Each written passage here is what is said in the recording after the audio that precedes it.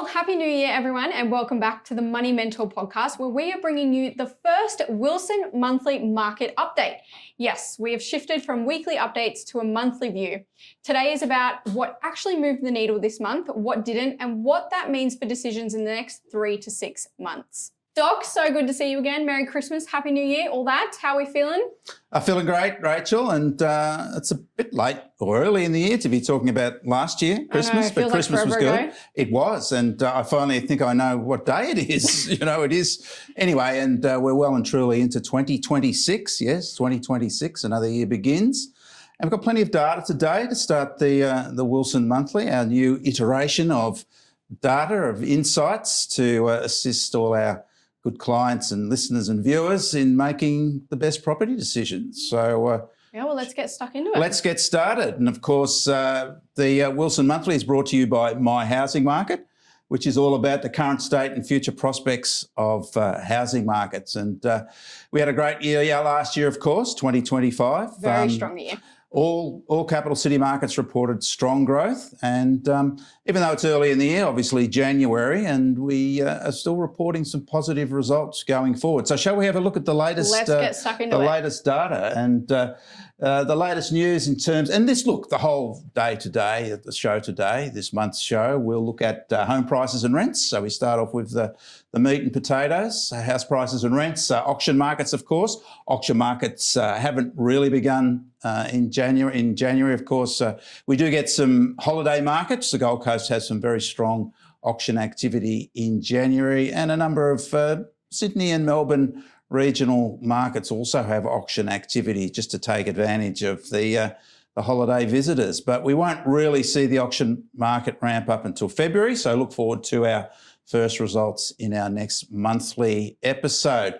We're also going to look at interest rates, and of course interest rates have been a very strong subject within the media and elsewhere. So we'll look at, and we've got some latest data on interest rates, particularly in regard to inflation and the labour market, and perhaps some surprising data there. So we'll discuss that. Of course, the latest home building, see how supply lines are tracking in our housing markets, and we'll look at some price forecasts for this year.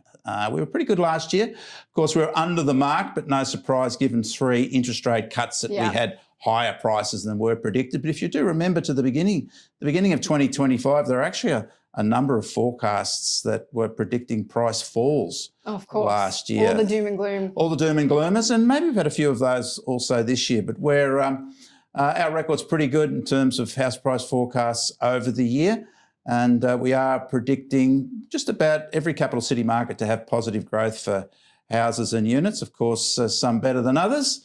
So we'll have a look at those numbers, and we can be held accountable for that when we get to our first episode in 2027, which is what are we talking about? So let's get started, shall we? And we did have a house price boom and a unit price boom in some markets last year. So let's have a look at the latest data for January. Of course, the interesting thing about January, beginning of the year, we don't, as I've already discussed, have auction market activity. Auction markets don't ramp up until in February, and that means we don't have that proportion of higher priced properties which typically make up most of auction markets, particularly in Sydney and Melbourne. So we've seen a flat start to the year. Sydney prices flat, Melbourne down just a smidge, 0.4%, similar to Adelaide, which is a strong auction market. It's also down. But the other markets have actually performed quite well for the beginning of the year, Rachel. Buyers and sellers are still reasonably distracted. And as I said, they move into February and become more focused on buying and selling property. But look, those numbers, when we look back over the past year, some of them are quite extraordinary. Look at Darwin. Darwin was the best performer of the capital cities. House prices up 25.6%. You'd be pretty happy if you owned a house in Darwin last year. It has been a market that's been, I guess, in transition for a few years. Has some economic issues up there, but certainly bounced back last year. But the big three has been Brisbane, Adelaide and Perth. You can see price growth there. Brisbane up another 16% over the year. We keep asking, when's Brisbane going to have a rest? I don't think it will. I don't think it will. It continues to grow. Adelaide up 13.3%. And that Perth market, another big year for Perth, up 17.9%. The unit market, a little softer to start the year so far. Similar sort of story there. We don't have fully engaged buyers and sellers yet early in the year. But again, when we look at the annual results up till January, some, again, extraordinary results. So we must point out that Brisbane unit market. Units up 22.8% over the year. That's quite extraordinary. And it's not that long ago, Rachel, as you know, that there was a lot of talk about the Brisbane market being saturated, too many units, too many high-rise, and now there's just a desperate shortage of units in Brisbane. That's where people seem to be going now. That's right, and it's almost a change in the attitude, residential attitude for Brisbaneites. They're now embracing inner city living, and that means we're getting strong demand and higher prices. Perth also, they're smaller unit markets, Perth and Adelaide, but still strong growth over the past year. So just reinforcing that it was a very strong year last year. Lower interest rates will do that. Not sure we're going to get lower interest rates this year, but we'll look at that later on when we discuss interest rate activity. But certainly some big numbers there. And if you're a homeowner generally, you'd be pretty happy with how 2025... You'd be feeling very confident. Does it surprise you that Adelaide is creeping up so close to Melbourne in terms of the median house price? Well, this is the big story last year, is that Brisbane overtook Melbourne in terms of being a more expensive place to buy houses. And Adelaide's closing in fast, as you can see there. And I think we'll also likely see the Perth market overtake Melbourne as well. So Melbourne will drop down to the fifth strongest or the fifth highest price amongst the major capital city markets, which just a few years ago you would have thought was extraordinary. Yeah. And I think that gap will more or less continue to grow. But we did see a revival, even though it's not showing up there so far this year, in Melbourne units. That's the best year. And it was also for Melbourne houses, and very similar there, 6.9% growth in houses in Melbourne, but 6.8% growth in Melbourne units. And that's the best result in some years for Melbourne. And what's interesting is that Melbourne units actually outperformed Sydney units last year. So some good signs there for those who've been waiting, I guess, on the sidelines to see a revival in the Melbourne market. So even though we're sort of saying that those smaller capitals will overtake Melbourne, Melbourne has certainly been a reviving market in 2025, and I think that will continue going forward. So let's have a look at rents. And there's also an interesting story that we're seeing and that we sort of promoted at the end of last year in terms of rents. And we're now starting to see what we did discuss, and that is early signs, and not so much early signs now, but consolidating signs of higher rents now in both houses and units in our capital city markets. And that's really moving through most of the capital cities there. And with the exception of Melbourne and Darwin for houses, we saw house rents rising over January compared to February. And just looking at houses, it's no surprise. And even the annual growth is starting to come through in house rents. And it's no surprise given how low those vacancy rates are. Yeah. And that's been what we've been sort of discussing, that even though rents have been flat for the last year or so, vacancy rates have more or less stayed very, very low. Yeah. And in most cases, we've seen vacancy rates under 1%, which is quite extraordinary. And we usually use the balancing mark of 2% as being the point where above which rents start to fall and below which rents start to rise. But it's been, as I said, a quiet market, even though we've had low vacancy rates over the past year for rental growth. But now we're starting to see the inevitability of shortages of rental properties pushing up rents. And I think that's going to continue this year. But this is clearly that sign emerging. And even the ABS that reports, and these are asking rents, so these are rents that are advertised for new properties available for rent on a week-to-week basis. But even the ABS, which reports all rents, and that's rents with leases as well, has been showing higher rents coming through as well. So I think the relief for tenants that they've had over the last year or two is now coming to an end with higher rents, which is not so good news for tenants, but pretty good news for landlords, going forward. Unit rentals, similar. We're starting to see prices growth moving forward for units as well. Rental growth moving forward for units as well. In fact, look at Sydney unit rents there.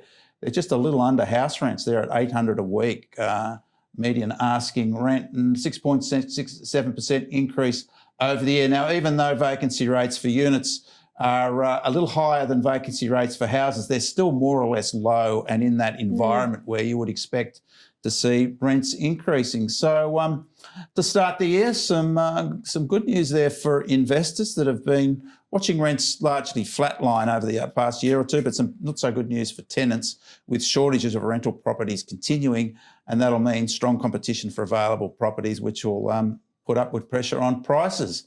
When we put that all together, this is the good news for investors. When we add the gross yield, and of course, when we talk about gross yield on investment properties, Rachel, we're talking about the annualised rent divided into the current price. So it's rents divided into price. So that gives you your rental return on the value of your property, the notional value. And you can see there that yields have largely remained the same, but perhaps a little lower given higher prices, because obviously higher prices with steady rents means that your yield does fall. But of course, the other end to that is that capital growth is higher. And we've already seen those very strong capital growth numbers for both houses and rents. But when we put that both together for, I guess, total returns, which is the return you get from your rental income, plus the return you get from your capital growth, we can see some quite amazing results there. Look at Brisbane for houses, 19.2% return for investors for Brisbane houses generally. Darwin, 28.7%, again reflecting that very strong capital growth over the year for Darwin. And even stronger results there for unit total returns for investors. Rachel, look at Brisbane, 28.6%. Total return for Brisbane investors. Well, that's why it's so important when you're looking at investment property that you are considering both the yield and the capital growth potential. Yeah. And again, it just sort of consolidates just what a positive, environment it is for residential real estate investment, and no wonder that we saw a surge in investor activity. Well, we've seen a surge over the past 2 years because investors are realising, the strength, and investors that did get into the market earlier last year would certainly be happy with the capital growth that they've generally got with their invested properties. So some pretty positive news continuing for our property markets, particularly, of course, if you're a homeowner or a home investor. So as I mentioned, the auction markets haven't begun in earnest yet. That'll start February, and we'll bring you that every month, the latest auction data. And of course, it's a great forward indicator to what happens generally in our housing markets. But let's have a look at how we finished off last year. And typically the market begins in February where it finished in December. So we can, likely see similar results, although last year it actually began a little higher. And I wouldn't be surprised seeing auction clearance rates a little higher in February than where they ended off in December. We've still got plenty of activity, underlying activity driving our housing markets. Those government policies for first home buyers are still very much activating buyers at the bottom end of the market. We've got 3 months of that data soon that we can report on. Yeah, and we're seeing that with strong activity in budget-priced markets. And, of course, investors, as we've mentioned, are certainly incentivised to be in the market. And so I would expect perhaps to see higher clearance rates to start February off. We'll talk about interest rate prospects, which I think will add to that going forward. But isn't it interesting when we look at December 2025 compared to December 2024, it really does show the growth in the market.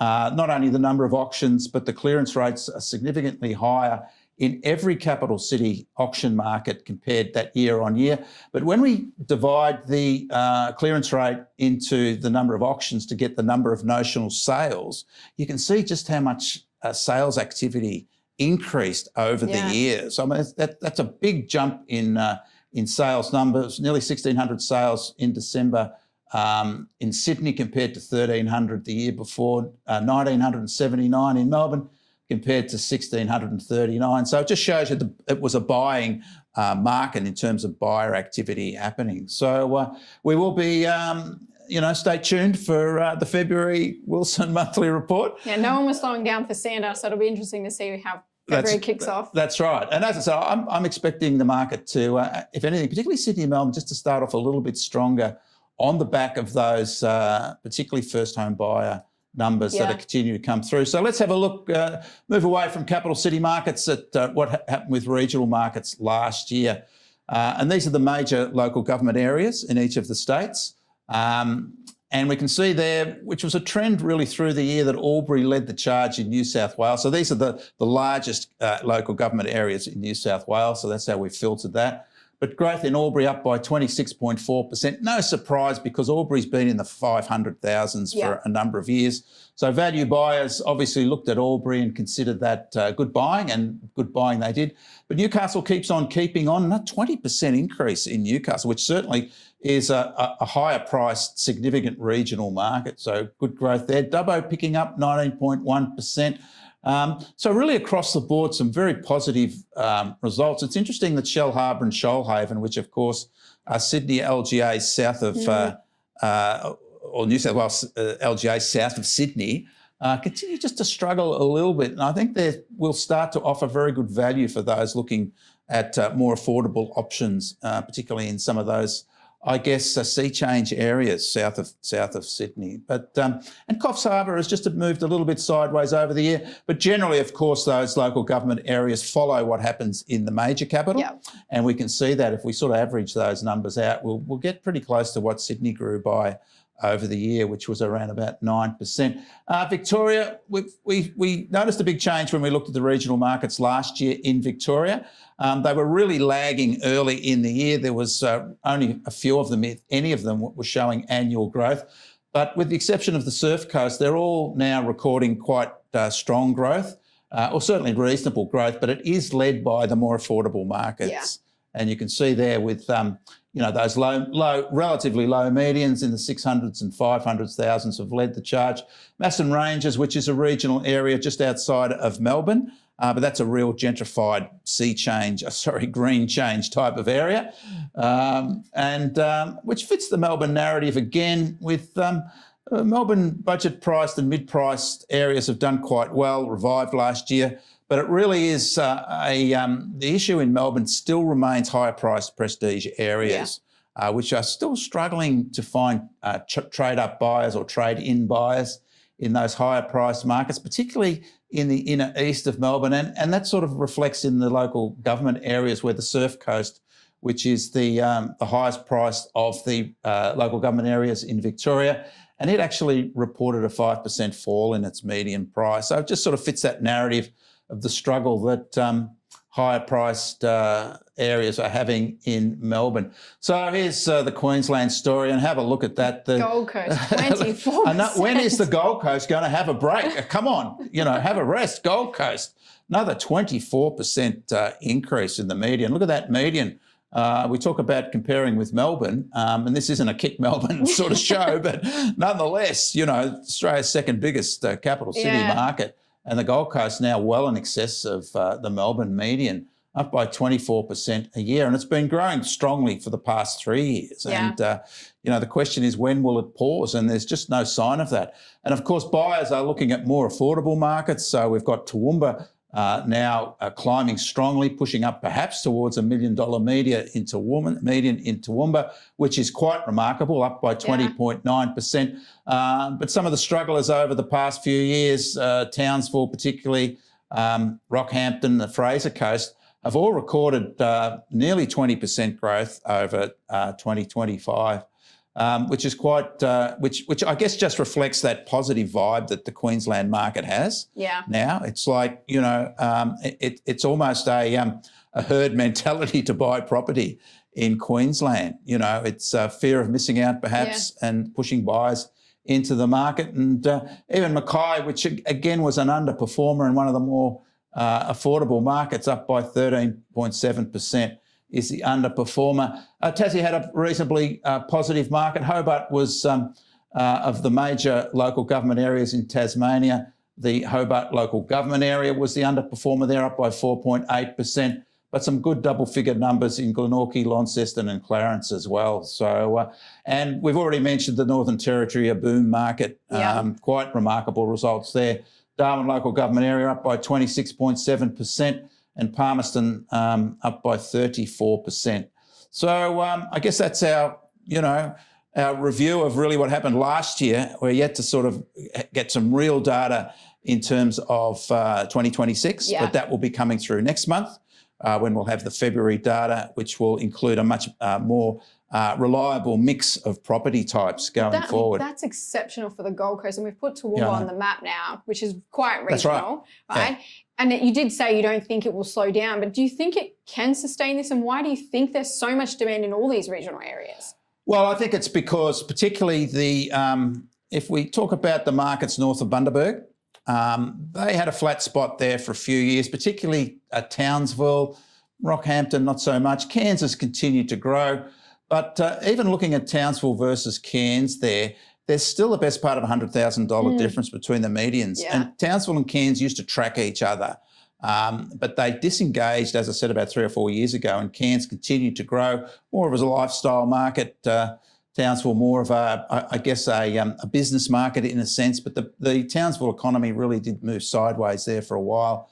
But catching up now, and I think that's the point, that a lot of those regions that moved sideways or that were stagnant have caught up because of the value aspect and the positivity of the Queensland property markets. And they're all that East Coast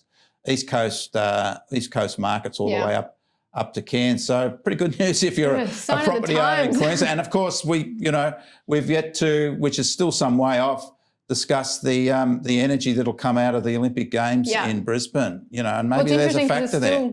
Plenty of time before that happens. Well, that's right. And there's a real fire under that Queensland housing market at the moment. So let's move beyond the meat and potatoes data, which we'll always look at to start with our monthly report. And let's have a look at the economic drivers. And it's been an interesting start to the year. And of course, everybody's talking about interest rates. Last year, we did start to see a breakout in inflation.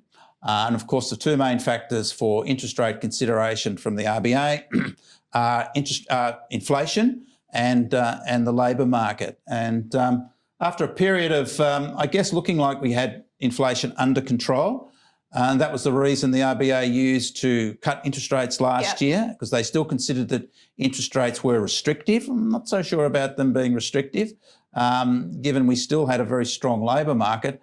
But we did get those 3 interest rate cuts, which have certainly activated housing markets, as we've just seen. But the question is, we started to see inflation move in the wrong direction, I guess, going higher in the middle of last year and beyond. And it actually got to the point where there was a trend in higher inflation. Now, of course, the RBA acknowledged that, and we'll look at their latest rate decision, which of course was December last year, where they are starting to say that they're concerned about the outlook for inflation. Now, as soon as that happened, we started to get a lot of commentary regarding the prospect of higher interest rates. Look, and I think that was, a lot of clickbait, no surprise. Well, we started 2026 with the clickbait of interest rates are about to go up. Yeah, that's right. Yeah. And, people read the headline and they don't go to the story perhaps, which says maybe this, maybe that, so that whoever makes those predictions highly qualifies them. But let's have a look at that last decision from the Reserve Bank. Of course, rates were on hold over December. Let's remember rates fell in February. They fell in May and again in August. I always felt that there were perhaps, given that inflation hadn't really consolidated at lower levels, that it was maybe a little premature, maybe the last one. And it's and we did discuss that. And that's proven to be correct, with inflation now breaking out again. And we'll talk about that in a sec when we look at inflation. But just to encapsulate what the RBA said, signs of a more broadly based pickup in inflation. This was in its commentary in December, and that the risks to inflation have tilted to the upside. So obviously there was a pickup on that, and people said, okay, well, that means perhaps higher interest rates going forward. So let's have a look at the chart for interest rates. And you can see where we saw those cuts to interest rates during the COVID period to stimulate the economy. Of course, we got high inflation, which generated higher interest rates globally. And interest rates then peaked at 4.35%, of course, at the end of 2023. They were on hold through 2024. And then we saw those cuts last year. And we're just starting to see a sort of a plateau. And I do believe that we'll see this year, and it's always a little bit risky to predict what can happen over the longer term for interest rates, particularly given we have such an erratic international environment, but I think that given the tensions between inflation, which we'll look at in a sec, and the labour market, that we'll likely see a period of steady interest rates, which actually I think is good news for the housing market. Yeah. Because then the housing market will be driven by factors such as government policies for first home buyers, undersupply, migration, these sort of generic factors rather than changes to interest rates, which can have a sort of a short-term volatile effect on the market. So steady interest rates, I think, is actually not a bad news story. So you think that's what we're looking for? Because we've already I think that's what we're looking for is steady rates. But as I said, it's risky because you never know what's going to happen. Yeah. So yes, looking at inflation, then good news on inflation. Inflation was actually lower, which probably went against the narrative. We were expecting perhaps higher inflation. But the latest inflation data, which was for November, and let's remember, the next inflation data will be released at the end of January. So we will look at the latest inflation data next month, and that'll set the scene for the Reserve Bank decision, which will occur early in February. Yeah. So we're going to have a big discussion next month on the Reserve Bank decision. It's obviously going to be picked up a lot in terms of the prospects, particularly for the housing market and the economy generally. But annual inflation actually fell from 3.8% to 3.4%. So we're getting closer to that, the target for the RBA. Now, the RBA doesn't look at headline inflation, which covers all the goods that consumers buy. It's the basket of goods that the ABS has determined that everybody buys. So that, but there are some volatile elements such as food that can change according to seasonal factors. So they do produce what's called underlying inflation, which I won't get too technical here. It's called a trimmed mean. And there's some issues with that, but as I said, I won't get too technical there.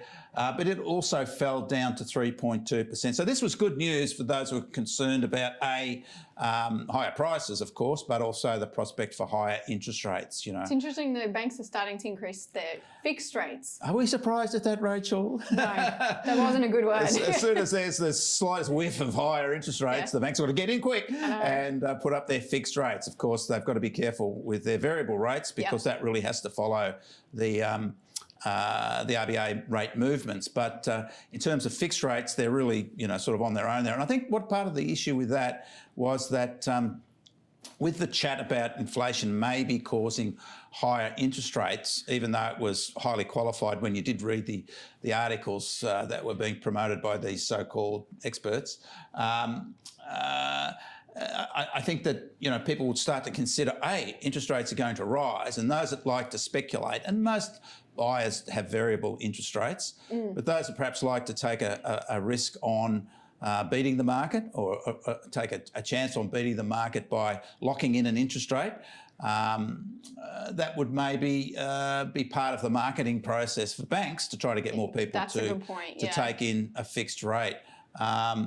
And interesting, looking at the rates, the fixed rates for 3-year fixed rates for banks have increased by 0.25% over the past 2 months, which is a bit of a rise, and they're well ahead of variables at the moment. And for investors, and that's for owner-occupiers, investors, they've increased nearly 0.3% over that period. So the banks have certainly moved towards that, and that can reinforce the sense from some borrowers that, hey, it might be a good time to fix it now because they might be higher going forward. But this data has certainly offset that because this is lower inflation. Exactly. And as I mentioned, the underlying inflation, which the Reserve Bank favours, was down to 3.2%. But we've got to remember that the RBA has a target of 2 to 3%.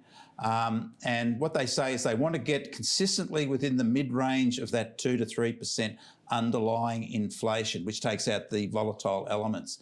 And that's 2.5%. And we really never got there, and certainly didn't get there consistently. And the Reserve Bank has said, we've got a new measure, and we now have a monthly measure, not a quarterly measure. So they're sort of blaming, the measure in a way to some degree. And look, they might have a point there, but certainly we're still above the the midpoint of the target range. So we're not out of the woods in terms of inflation, but we've headed in the right direction. Yeah. So it's taken a lot of the heat out of that argument for higher interest rates. Yeah. But we will get the latest inflation data out, and we'll be discussing that at our next podcast in February, as well as the RBA's decision. But when we look at the reason why we saw inflation fall, and this has been what we've discussed at length in our previous podcasts, Rachael, and that's the influence that electricity prices have had on inflation. Now, the minute the government subsidy finished, right, in June of last year, that's when inflation started to rise. And surprise, I mean, really, surprise. If you could predict horse racing as much as you could have predicted that, you'd be pretty rich, I would suggest. But we did see an improvement from a huge annual rise over the previous month, which of course was October, of 37.1%. So of course inflation's rising when your electricity prices have increased 37.1% to still a rise, but it was only 19.7%. So that was a big improvement. And the reason we're getting that improvement is we're not really out of the woods in terms of electricity price increases. It's just that some of the subsidies from state governments kicked in. Yeah. So it offset the underlying increase in electricity by subsidies. And this is going to put a lot of pressure on governments to continue to provide subsidies, because once the subsidies went, we were left with, this explosion in electricity prices, because we know we're in the transition from a carbon economy into renewables. That's taking longer and becoming more expensive than first hoped. We're also getting some international factors. The US is running away from renewables. The price of oil is starting to stabilise at the very least and maybe fall. There's a move away from EVs as well. So this is only going to make it more problematic for electricity prices getting higher. So I think we might continue to see subsidies being a key part of that. But I wouldn't be surprised if we sort of had a bump back in electricity prices. But it is up to governments now. But it was the end of those subsidies that created, not the end, but the change to the major subsidy from the federal government that created the breakout in inflation. And that's still not a done deal yet. But better news over November. And we look for a follow-up when we get that December data, which we'll report on next month. Fuel prices, they went the other way. They increased by 2.5% over the year from 1.9%. So some incremental increases in fuel prices. But we are now really looking at electricity prices as being the issue for inflation. And that could be, sort of an ongoing factor. Rental growth, after showing some improvement, the ABS rental growth was a little lower at 4% compared to 4.2%. But we'll look at this shortly as well, Rachael. Some concerns about new dwelling prices, and that's measured by house building costs by this isn't apartments, by the ABS, but they're up from 1.7% to 2.8%. And we've been reporting here, of course, on our measure that house building costs have been on the rise, and we'll look at that shortly. So that's the inflation story. We're still outside the target range, obviously, of 2 to 3%, but an improvement. And you can see there how from June last year, our monthly inflation started to increase, and that's created that narrative of higher interest rates, but an improvement towards the end. But obviously, this is a story that's continuing. A narrative that's continuing. So we'll look at some depth at the next inflation numbers that come out next month. Now, the labour market, also some good news on the labour market. But this is interesting because it's sort of good news, bad news in a way, because if the labour market if inflation had continued to increase, and the labour market had have weakened, in other words, unemployment had have increased, it would have offset each other, because there's no way known the Reserve Bank would be raising interest rates, well, maybe, if unemployment was rising, because you don't want to be raising rates when the business cycle's starting to ease and people are finding it harder to get a job. But the labour market actually improved over December, still strong. Latest data here, the December job was down to quite a low 4.1%. Jobs were up 65,000 over the month. Unemployed was down 29,000. Jobs up 1.1% over the year. unemployed up 4.2%. Participation rate's still high, and that measures the proportion of the potential workforce that's actually working. There was quite an even spread amongst the states in terms of the lowest unemployment rates, with New South Wales, Queensland, South Australia and Western Australia all at 3.9%. So a very good report, very strong labour market, still not far ahead of where it was a year ago. And 4.1% is a low rate historically. And of course, we've still got these lower interest rates, and that's part of why we're continuing to see a resilient labour market. So let's have a look at the labour market, the unemployment rate over time. You can see there just starting to ease, starting to lower over the past few months, which is really good news. It did pick up over 23, 24, but these are historically very low results. Even when we go back to the very strong mining boom periods that Australia had back in the late noughties, aughties, whatever you want to call them, we had an unemployment rate of 4%. In the mining boom of 2011-12, it was as high as 4.9%. Well, that was its lowest point, and well below where we've been in the period before the COVID pandemic. So still quite a low number, and something that wouldn't be causing the Reserve Bank concern as far as I don't think as far as having to stimulate the labour market. So they can. It's more an inflation story now, if you understand what I mean, in terms of where rates going. So the participation rate, which we sort of include and look at, because I think that's important, because it's not just a low unemployment rate, it's the fact that we've got a higher proportion of people actually in the workforce. It means there are jobs available, they're being absorbed. People who are perhaps business owners or retirees are being lured back into the workforce. And maybe the other point is that with, still high costs of living, there's more incentive for people to be looking for work, to cover their costs going forward. So as I mentioned, New South Wales, New South Wales, Queensland, South Australia and Western Australia all have the lowest, with Victoria the highest unemployment over December, and similar to where they were the same period last year. We'll just quickly look at the supply lines. We had, not surprisingly, home building bounced up again over November following October fall. And it was because we had another big development come through in Sydney for units. So units were up 34.1%. Houses is the real problem with our supply line for the housing market. We're really seeing a weakening in house building approvals, which is a concern, because even though we're getting a surge in units, these aren't going to become completed for a couple of years. Yeah. And now we're starting to see higher building costs. So Victoria was the top, total homes up by 41%. And when we look just the underlying, you can see there the units have surged over the past year. It's been a real sea change in development for particularly planning approvals in Melbourne and Sydney, with a surge in unit approvals, but not so much in houses. And this is the real problem that we have. And when we look at the trends, the overall trend is still pretty flat, up a little bit recently because of that surge in units that we had. But the national building approvals trend for homes is just really flatline in a period where there's plenty of incentive for governments to do all that they can to improve it because of the undersupply of higher prices, higher rents generally. But there's really not much they can do, Rachel. This is the point. It's a private sector scenario, and particularly in regard to planning approvals. When we break it down, capital cities for for national building approvals for units and houses, we see units just picking up, but houses are at the top there, and they're just going nowhere in terms of trend. So we're just not getting anywhere near the targets for house building. And of course, that means shortage of houses, more demand. Demand is still strong, and that'll put upward pressure on prices and rents. As usual, Melbourne is the epicentre of home building. But what we can see here, this is the year to November, which is our latest data, is that Sydney is overtaking Melbourne now in terms of unit approvals, so quite strong.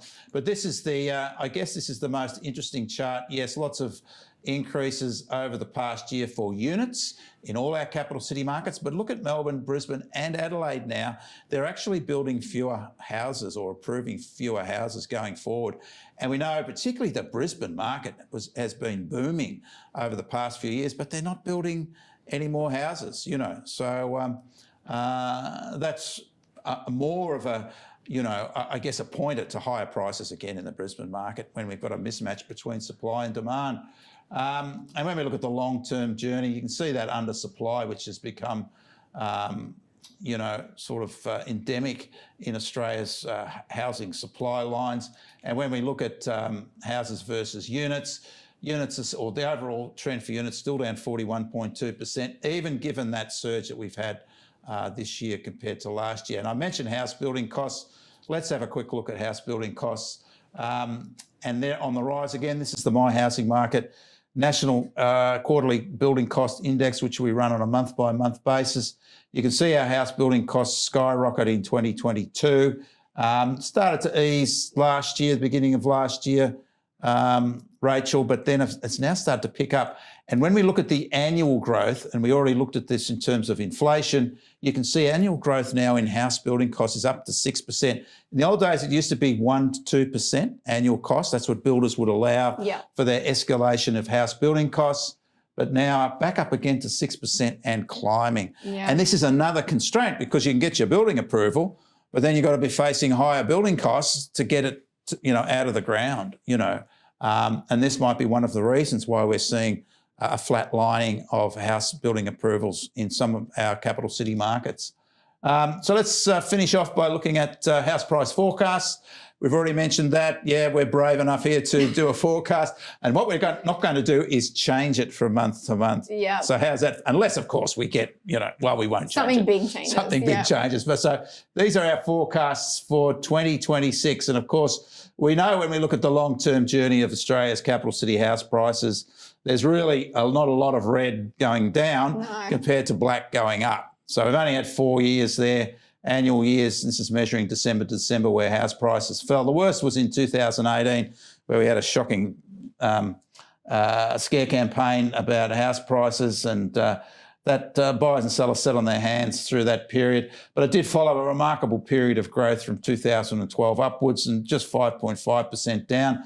And then when we had the first increase in interest rates in 2022 for 10 years, of course, we had prices fall. But look at that followed, that massive boom that we had in 2021, the post-COVID boom. And since then, we've been right on the average, which is 6.8% over that 40-year period. That's your average price growth for capital cities. And 2025 adds to that at nearly 10%. And nearly 10%, and what a great year overall for prices growth. And we continue to get predictions of 10% plus price declines, which, as you see from the historical record, is complete nonsense. You think it's the first thing you do if you're going to make that sort of prediction was look at the historical record. And here are our forecasts: Brisbane, Adelaide, Perth, and Darwin, following strong years last year. Not as strong this year. I don't think we'll have that interest rate decline energy that fired the markets up, but still strong results there overall for those capital city markets, which I think will continue to grow because there's still affordability advantages that they have, even though they've had that remarkable price growth last year. Sydney, Melbourne and Canberra up 5%. Again, following on, I think maybe at the end of the day, these would be an under the mark for Melbourne, particularly because I still think there's upside for Melbourne, particularly with the prestige market, which I think is due to rise. 4% for Hobart. Similar story there, units, Brisbane, Adelaide, Perth. Gee, you wouldn't want to say Brisbane units wouldn't grow again after all the growth they've had. Sydney, Darwin, Canberra and Melbourne up 5%. And Hobart for units, a small unit market, the underperformer, up by 1%. So we're going to finish off here as we usually do. And as I say, is this the best giveaway in property? Well, it's even better now because we've added new feature. Hang on. Give it away yet. Wait, no, it's not steak knives, but it's better than steak knives, all right? So this is the My Housing Market app. If you want to get a copy of that, you can click through on that link and or scan the QR code there, which will take you to this app. So what does this app do? It actually provides you with the current data on each suburb. So we looked at regions, we've looked at capital cities. This is a way you can get insights into what's happening in your suburb or the suburb you're interested in. You don't feel left out if you don't see a suburb in our podcast. Well, that's because it's too small and doesn't have enough. But they can get it here. They can get it. Well, that's right. Yeah. And well, I thought you meant if it's not in the podcast, in the actual app. But this is a great little app, very popular, being used a lot. We've rejigged it a bit because now we've moved to a monthly podcast, and that should say monthly, of course, not the Wilson Weekly podcast. We're actually going to have the latest news on the app as well. So as the news comes through, it'll be placed onto the app, and you can see latest housing market news there. So you can get the latest news as it comes through, but it'll only be reporting the data.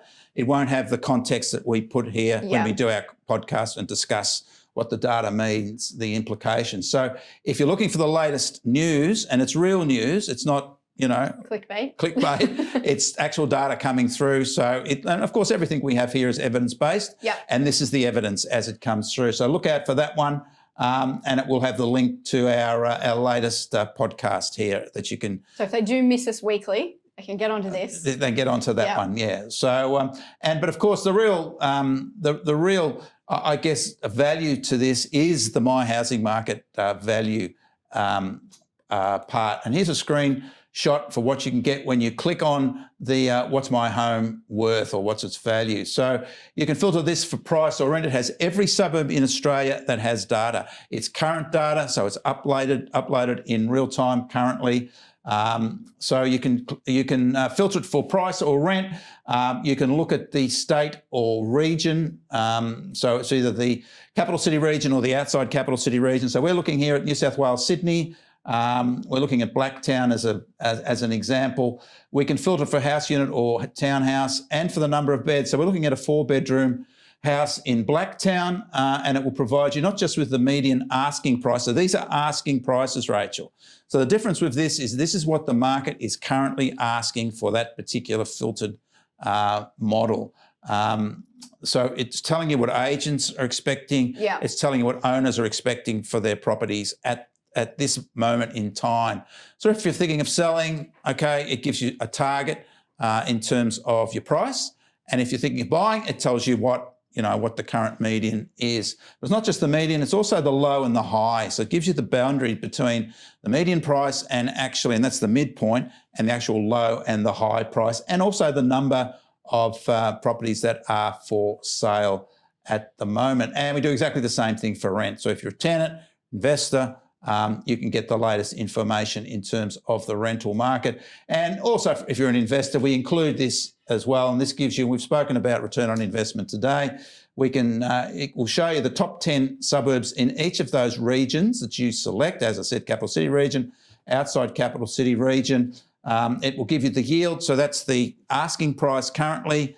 The gross yield, so that's the rental over a year, divided into the current asking price. So it just shows you what return on investments are generally in those capital city areas. So these are ranked at the top 10, not just the yields, but also the vacancy rate, the rent and the sale. So if you're an investor, it gives you, it allows you to take a scientific approach to your investment. So you can see what markets are offering and perhaps what you should be getting as a return on investment as well. But you can also click the hot links there to those ranked suburbs, and that'll take you to a map of the actual suburbs. So if you don't know where, well, I think we know where all those suburbs are, don't we? You can actually click on it and it'll show you where it is. So that's it for this month. Our first monthly podcast, Rachel. It's been a winner. So we look forward to our next one. Lots of interesting news. We're going to have the latest inflation data. This is critical for the outlook this year. And we'll also have the latest Reserve Bank decision on interest rates. And just a heads up on that. You should follow for your interest rate news, not the clickbait. That's right. Yeah. Because we want you to make an informed decision and a decision based on evidence, right? So we're not pursuing an agenda here. We're just about informing the market to the best we can in as close as we can to real time. And that's what we provide you here. And we like to discuss it as well. So maybe, we're asking questions that you'd be considering as well. So look out for My Housing Market, and of course, look out for the Infinity Group for all your solutions in terms of the property market and finance. And see you next month. Well, thanks, Doc. So when we step back, January shows a market that's steadier than the headlines suggest. Prices are holding, rents are rising, supply remains tight, and the economy is still supporting housing demand. Nothing here points to panic, but plenty points to preparation.